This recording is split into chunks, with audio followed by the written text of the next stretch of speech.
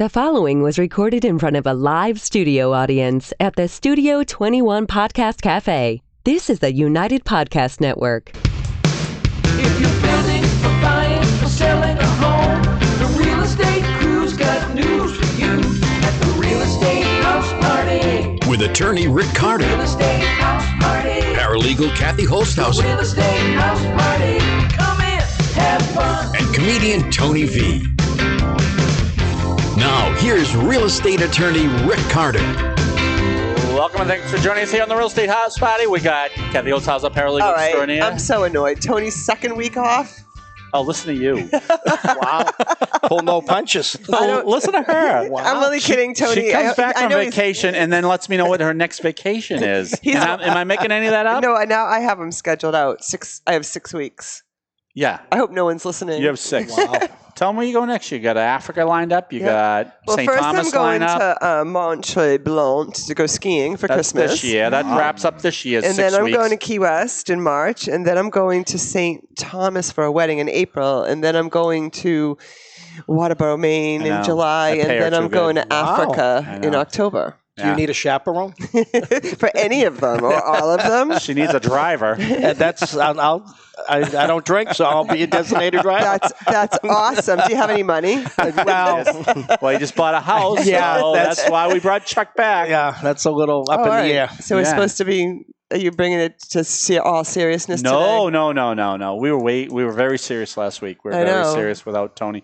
We miss you, Tony. Tony texted in and said, "You guys look so lonely up there by yourselves."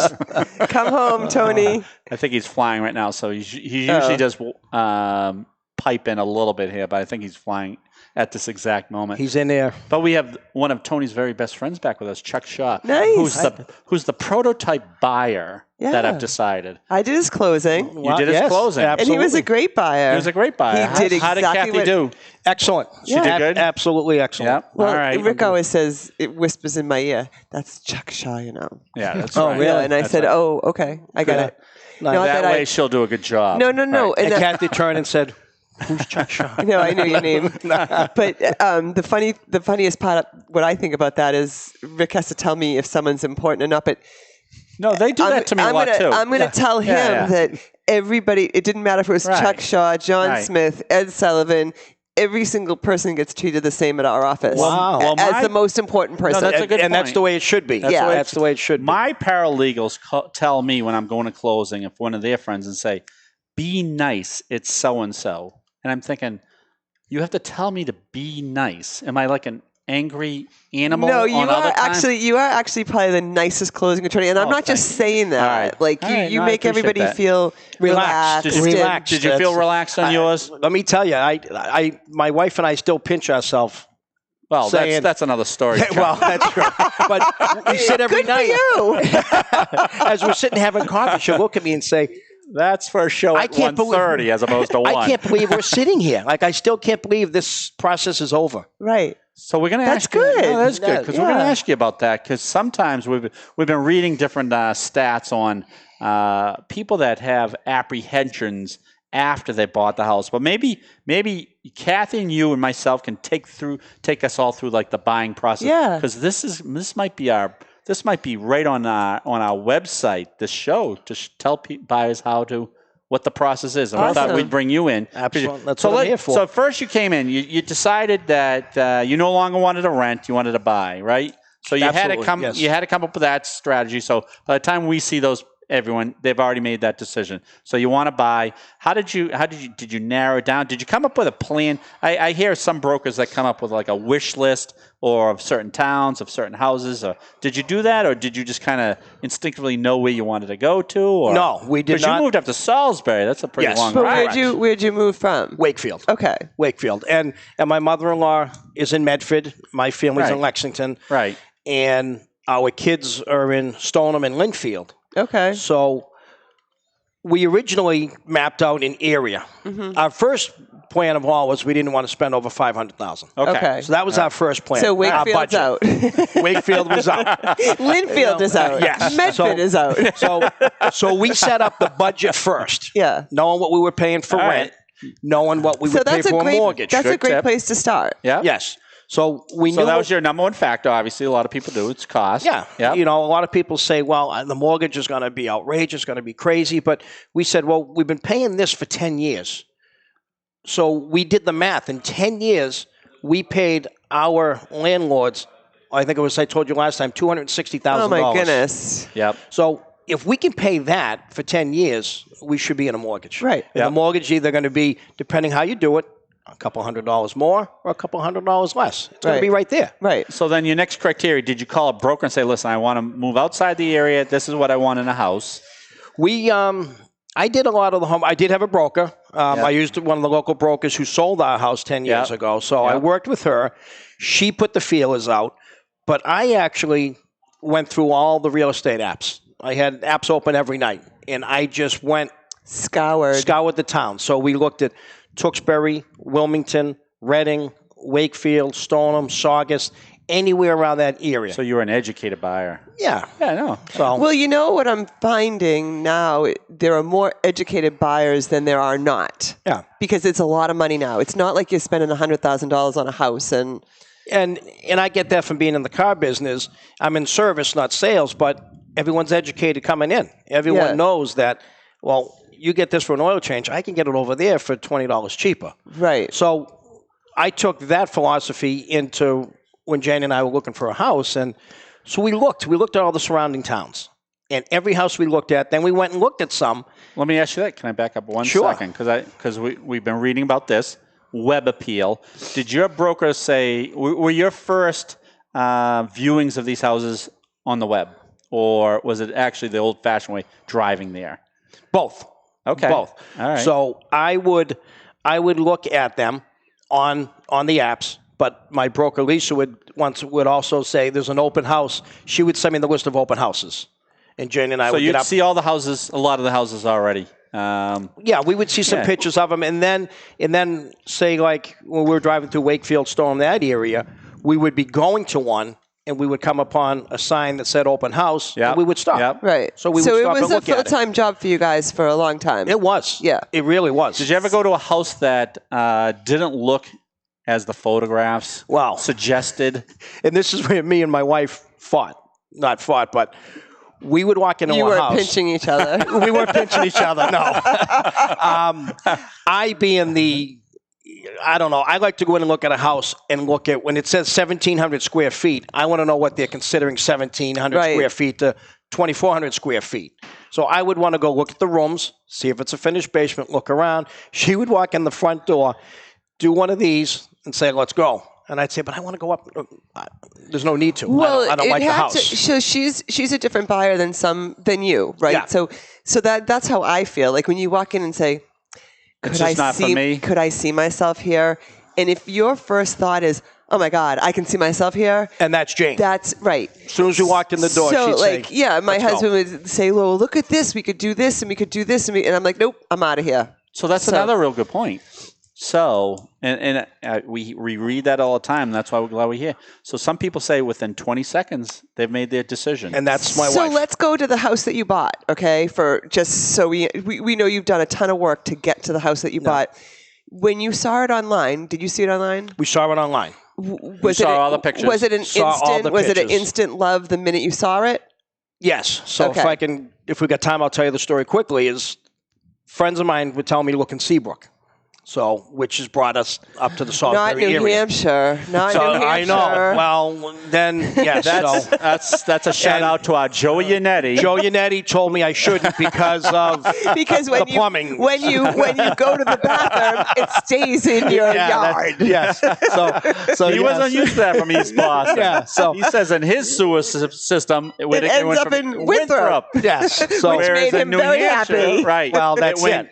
It went from the bathroom in New Hampshire to 10 feet over. In his yard. The leaching field. To the cookout. Yeah, exactly. So I was on the app, and I released how they have that little border. Yeah. So I opened the border, and this popped up in Salisbury.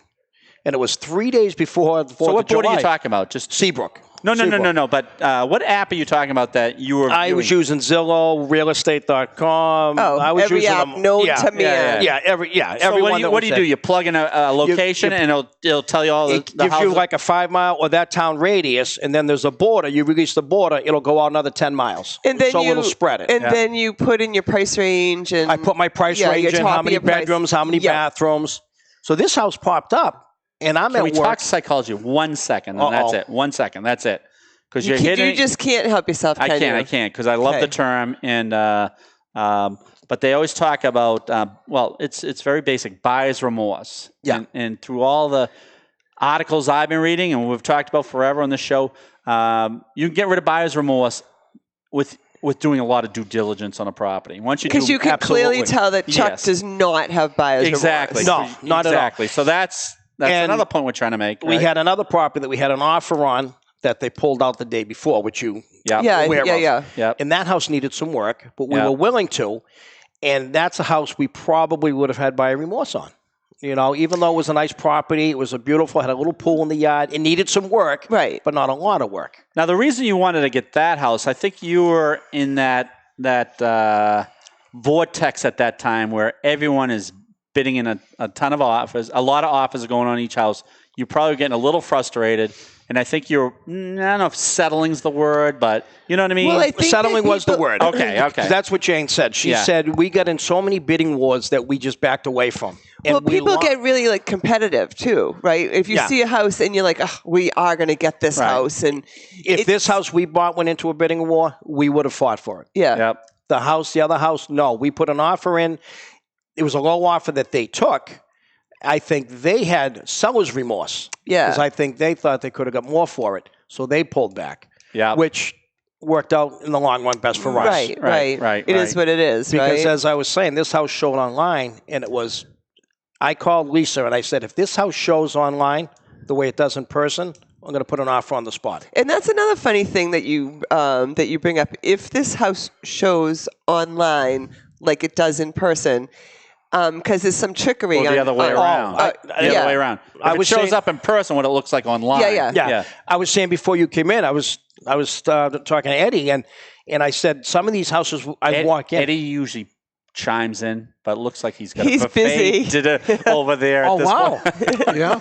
Can we have some? You're not sharing today? Wow. No, I'm not good at sharing. No, he's clear on that. So they would show these pictures of these beautiful rooms, and you'd walk in and it would say, how the heck did they get this? But they must have taken the picture from the corner down because the room is so small. Right. Yeah. I can't get a bed and a dresser in here. Right. So it's a little bit of trickery with the photography. So we do say this. We've said it several times on the show is be honest with your photography. If the room is small, the room is small. We're big people. We can handle it. We can handle. Absolutely. You know what I mean? Absolutely. Like, don't try to trick me. And a follow-up to that is staging. Studies show that the more you stage a house, the more quicker and more money you're going to get. The more quicker. Quicker and more money. Yeah, exactly. But on the reverse, if you're a buyer, you got to watch out for that heavily staged house. Because you better take a closer look. Well, true. Because studies show, I hate to keep going that, but that'll be a lot of studies, but that the more staged it is, sometimes the buyers overlook the obvious home inspection issues. And they're hiding something. Yeah. Well, they might be hiding something. They probably want a quick sale and so you whatever. Every house has an issue. No matter if it, you know what I mean, it's going to turn up at home inspection, and it's what you can live with for an issue. If it needs a new roof, well, you're going to need a seller credit, or if it needs a new furnace, it's you can negotiate those. True. So you found the house of your dreams. Did you? Yeah, I'm sorry. We walked into this house, and it was as soon as we walked in, Jane looked at me and said, "This is it." Yeah. Like we fought. She didn't want to show the house till after the 4th of July. And I called every day. Can we get in Sunday? Oh. Can we get in How here? How cute is that? So and they're like, no, it's Monday. So a little she has persistence. guests. Yes. Yeah. So we went in Monday morning. We walked through, and the owner, or I should say the seller, was an interior decorator and designer. Oh, so the house was beautiful. She was very nice too. She was excellent. Yeah. She was. We feel bad we didn't get to actually meet her. But this house. And so she dropped the offer down for a quick sale because she was moving to the Cape. So Jane and I looked at it. We said, you know what? This is it. At this point, were you pre-approved from a well lender? pre-approved. So what did you do for your lender? You went in and said, I'm buying an X amount of, need X amount of dollars. We're looking for a $500,000 house. Yes, and we gave her what we wanted to put down. So the pre-approval letter that we got was for basically the amount that we wanted to buy. Right. Even though we were putting less down. Right. How much of an exhaustive research did they do on your pre-approval? Did they, there's certain pre-approvals out there. Well, some we could do a pre-approval. All right, you make this amount. The paper they're written on. Right, exactly. But I think nowadays the lenders are getting smarter, and they ask you for your social security number. Yeah. They run your credit. Yeah. They ask you for tax returns or pay stubs. They didn't. They asked for social security numbers, the pay stubs, and really that was it in the beginning. Okay. You know what? One tricky thing that I ran into with the commitment letter. So you got it pre-approved, and then you got your final approval. And the only thing it was subject to, and we've talked about this a million times, you got to keep an eye on your financing date. And I remember calling you, are we all set? We all set? It came back where it was almost a judgment call, because the only thing that was on your approval letter for final approval was they had to get what's called 4506 tax return. Oh, you're right. Which they have to. So what are those? They have to, like, say you turn in tax returns. They go to the IRS and get, was it the 4506 or was it the actual tax returns or the tax transcripts? They hadn't got the tax transcripts. So back. I think it's an overview of your tax history. So, I mean, you could, not that I'm giving anyone ideas, you could, white out your tax returns if you wanted someone to think that you made $500,000 a year. So they want to compare it. They're and that's how you put it to me. Yeah. Right. They're checking on you. So when Rick called me and asked me that, it was more of, your tax returns are what you've given the broker is what the IRS has. Right. And then my next call was to the lender, and this was interesting too, that because some people don't submit their tax returns for a few years. Right. So you're behind the eight ball. So I called the lender. I said, listen, it sounds like your only condition is this.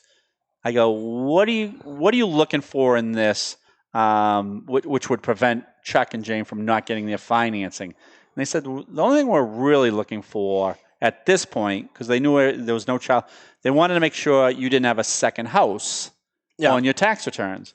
Because if he had a second house, then it changes all the ratios. Changes everything, right. all the ratios. So she says, you're just going to have to go with your gut feel. And I think I called you. You sure you don't have a second house? And I said, you don't have a second house. I said, not unless she does. Something I don't know about. But the funny part is not everyone is A, honest, or B, like some people don't remember that they had a short sale like 4 years ago. Or correct. The house got foreclosed on, but they don't remember the details, and they don't actually remember that it was foreclosed on. They just knew that they had to leave the property or exactly. And I don't know if it's uneducated or not informed or that's why it was good that fraud. I was it's a good point, because that's why it was good I was working with you, and I knew we could be honest, and you're right, a lot of people don't give that information to their lenders and their attorneys. But strangely, guess what? Down the road it comes back, and it could be a day before the closing, and then we get a problem. That's what Rick said. We had the girl the other day. That's who I'm thinking about. They asked her,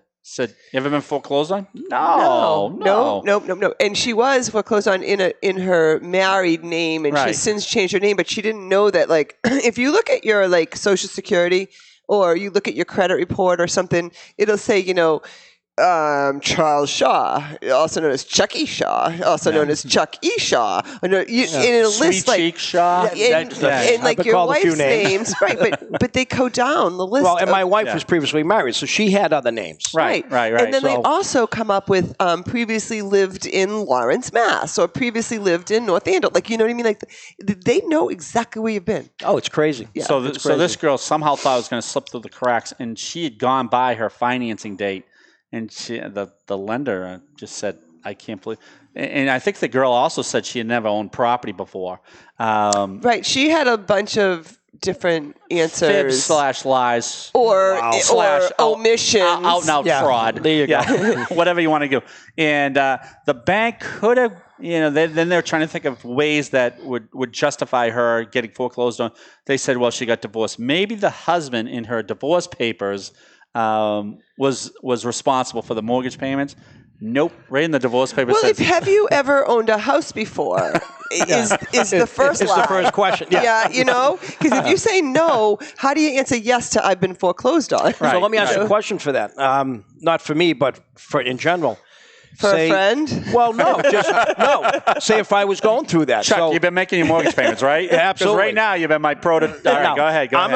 I was considered a first-time home buyer. Yeah. But my wife was married years ago and was a homeowner. Yeah. So how does that come into play when you answer or... Well, I think the banks, their criteria now, and every bank's different, their criteria was within the last 3 years. Okay. If you didn't own a house. And I think that's what it was with the broker. Okay. Right. Okay. Which is I think weird. every lender is different on the first-time home buyer. You can't... So another good tip. Yeah. Each lender's a little different. You got to ask about their nuances. Yeah. Right. You can't be buying an investment property and saying it's your primary residence and then you're a first-time home buyer. And you can't be refinancing that property to buy another property to say that's your principal residence. Yeah. Right. And we had a great experience with them. She told us what we needed. And so she gave you a little checklist of things. And you did good. You got everything done, right? Well, everything got it done. That's one of the things that I see buyers get hung up on. And I've bought and sold houses and refinanced and whatnot, so I know what you're going through. They'll say her husband doesn't know about half of them, but that's a story for another show. No. I have a couple of first-time home buyer houses. But like they'll ask you for like say a letter, a credit inquiry letter. Yep. Why is Lechmere derogatory on your account from 19 And I think I actually had one of them. It was on a lease car that was paid off 10 years ago. Yeah, it's explainable. And I said, well, I've had 5 cars through Toyota since then. Right. And it was just something in there, and they gave me a letter within a week. So you write the letter, right? The explanation, and then it may not be exactly what they want, and they're going to ask you to rewrite it and put different language in it. And then some buyers will be so frustrated and say, I've already written that letter. And they kind of wash their hands. Did they pick up on that on the pre-approval stage or at the approval stage? At the approval stage. Okay, so that's another. But my point is, if you've given the lender something that they're asking for yesterday, and now today they're asking for it again or something else again, you just need to send it to them again because they have misplaced it, B, it's not what they're looking for, or C, all the above. I know people get sort of upset about that. I've already done that. Just save your email and just hit send again or forward. Right. Just stay the course because it's your loan. You have to have absolutely right. And I always say that when we have a closing and we have an issue, we take it upon ourselves to be stressed out about it and how are we going to fix this? But honestly, if you want to buy that house, Chuck, you're going to have to help us out. You're going to have to take my phone call. Absolutely. And you're going to have to do what we ask you to do. Absolutely. Right? And I remember being on the phone with Toyota for almost 45 minutes. Because you needed that. I needed that. And meanwhile, Jacqueline in the office, the mortgage office, was telling me, I've already called. They can't give me an answer. So don't waste your time. I've already got the answer. Right. I'm like, but I want to know at this point. She goes, but you're all set for the mortgage because we just wrote it off because they can't give us an answer what it is. Right, from 10 years ago. But my point, to what you're saying, is you need to take responsibility for what you're trying to do. Absolutely. And I think what Kathy's alluding to is we I'm only alluding? Well, you're not talking about the short sale people we've dealt with. No. Who... I'm talking about normal buyers. A lot of times we've had sellers that not making their mortgage payments, not paying the IRS liens, and what they do, and we have a seller like that now, they just kind of put everything off to the side and hope it disappears. So I guess our point is you got to be proactive. Yeah, you got to help yourself. Absolutely. If you want to buy the house or you want to sell the house, you have to do some. We don't mind helping you or initiating it, but if we need your help, you need to step in. All right. So then you got the place home inspected. We're at that stage. How was your closing attorney? Were they nice? Oh, I'll tell you. Yes. Hey, it's our show. This is why we keep bringing Chuck back. 3,000 people don't like us at all, but Chuck loves us, so we're bringing him back.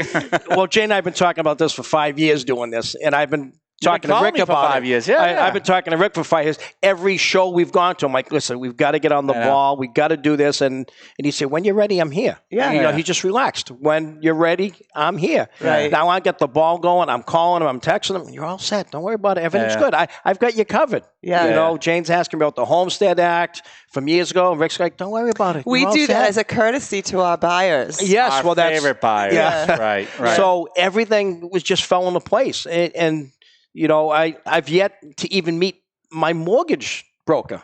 Yeah, right. Like the only person. They're awesome. It's kind of the norm nowadays. Yeah, the only person that I've sat with through the whole process was Rick. Right. Jane and I sat with Rick the night before the closing, and that was it. Sometimes people get nervous about that.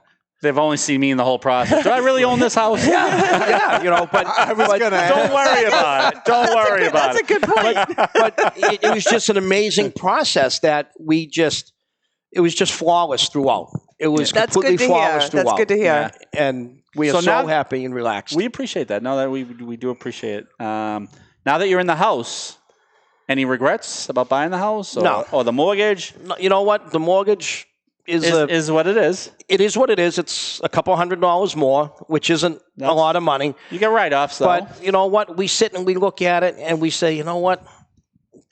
A couple of times said, did we do the right thing? And we look around and we're like, yeah, you know what? Because we're in a home. The only project I had to do was the front walkway. Right. And that's done. So now I don't have one thing to do to this house. Your house is very nice, We've already got the Christmas tree up. Oh, nice. Awesome. That's cool. She had the corner. I said, you know what? It's our first Christmas together in this house. You want to enjoy it. For those of our viewers, this is taped. This is July. And Chuck, and as you learn the area and you learn how convenient it is to is it 95 or 495? 95. My commute is 25 minutes. But you are close to 495 too. 2 minutes from 495. But and how close are you to the beach? I'm probably a 3-minute walk to the beach. Oh. Wow. So we're literally 2 blocks off the beach. Once you figure out all this in a couple more seasons, you're going to be like, this was... That's it. Yeah. And we always pictured like a retirement dream home, being near the water, however it may be, but we have it all in one now. We have the home, we have the water, and we know we're going to be here for a while. And you can have a hop, skip, and a jump to Boston. Yes. And the main thing versus the renting on that was my wife said, now we have something to leave the kids. Yeah. When you're renting, you have nothing to leave the kids. Right. Well, congratulations. You sound so happy. We are so excited to be in this house. Cool. And we couldn't have done it without you. I mean, Rick's guidance through the whole process has just been phenomenal. I did have a few key paralegals, too. Yeah, I did a lot of the back work, Chuck. I'm like the pretty face of the whole operation. No, you both did good, because I would email you, and as much as I emailed you or Catherine... You know where those emails went when I got them. Yeah. Well, no, sometimes when they say, well, you're going to be at the closing, no, Attorney Crowder's going to be there. Sometimes you're right. It's the reverse, because they've dealt with her the whole time. And then he walks in and they're like, I'm Rick. Where's Kathy? It's my company. But the same thing. But the same thing with the mortgage. I would send an email out, within 10 minutes I'd get an answer. Yeah. They're very efficient. Yeah, that group is great. And it was just the whole process was so seamless. And that's why I say we sit, I use the word pinch again. We pinch ourselves saying, we can't believe we're here. Yeah. It seems like we just started this, walking in here and looking at this house like 2 weeks ago, and now it's ours. That's awesome. That is cool. It's ours. All right, we always ask people this, so we're going to ask you if you had, and then we'll recap everything, because I think we do appreciate you coming on. Yeah. It is good. And you're very enthusiastic. Yeah. Give new buyers 3 tips that you learned during this process. The most important things that you did that made your life easy. Yeah. Well, first of all... And I'm going to write it somehow. Kathy will write somehow. I think... First of all, when it comes to...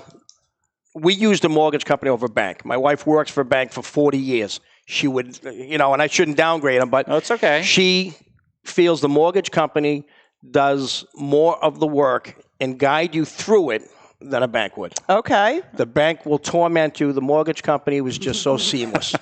We're gonna leave that subject alone. Okay. But everyone has their own opinion. Well, that was us, right. And my wife worked in the bank, and she would see what would happen, But the mortgage company, she gave us a list, and this is what I need from you. Write down for tax returns. Well, you could reach them very readily, right? Yes, Whenever absolutely. you wanted. Actually, I could text them, call them, email, whatever it was, but they gave us a list. She wanted 3 years of taxes. I had 6 years of taxes. I bet you did. I had everything ready to go. Yeah. So the main thing is, once you get that list, don't wait until she says, get it to me next Friday.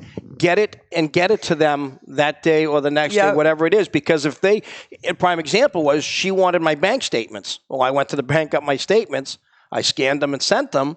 She called me back and says, okay, you did great, but I need the back page. I need the opposite page. I have 2, 4, 6, 8. I need 1, 3, 5, and 7. A lot of people do that. That's a good point. Everyone does that. Everyone does that. So that happened to me. Or sometimes page 8 is blank, and you take it upon yourself to think, I don't need to send that in. No. But they want to see that it's blank. So Artie ran into that. Everybody runs into that. If you asked a loan officer if one of their biggest pet peeves, so I'm not the only one. No. It makes me feel better. Yeah. So that was the first thing, getting everything in order. The second thing is in a timely manner. Yep.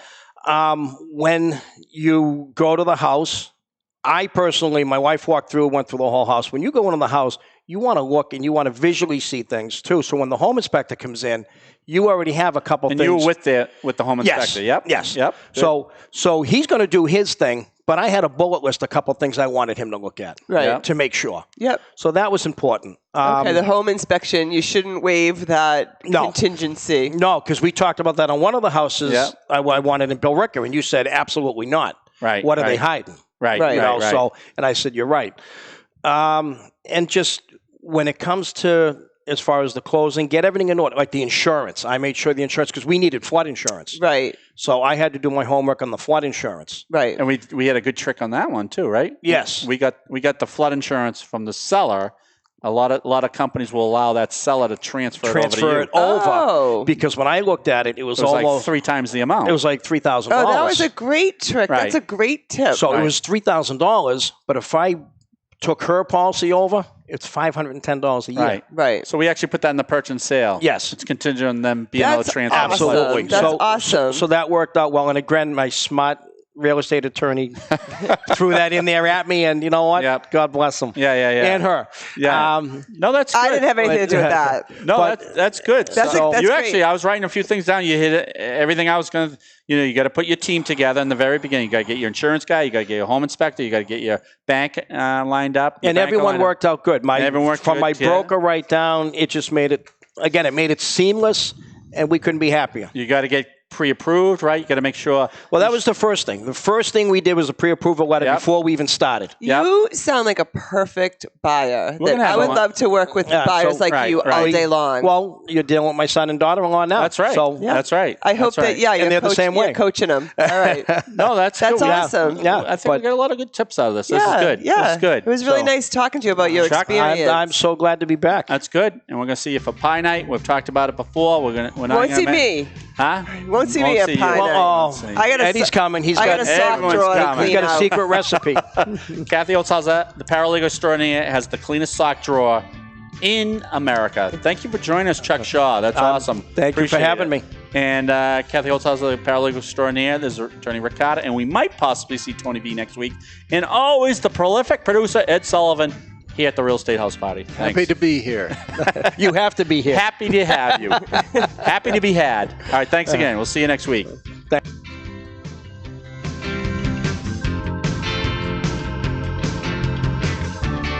The views and opinions expressed by the hosts, guests, or callers of this program do not necessarily reflect the opinions of the Studio 21 Podcast Cafe, the United Podcast Network, its partners, or affiliates.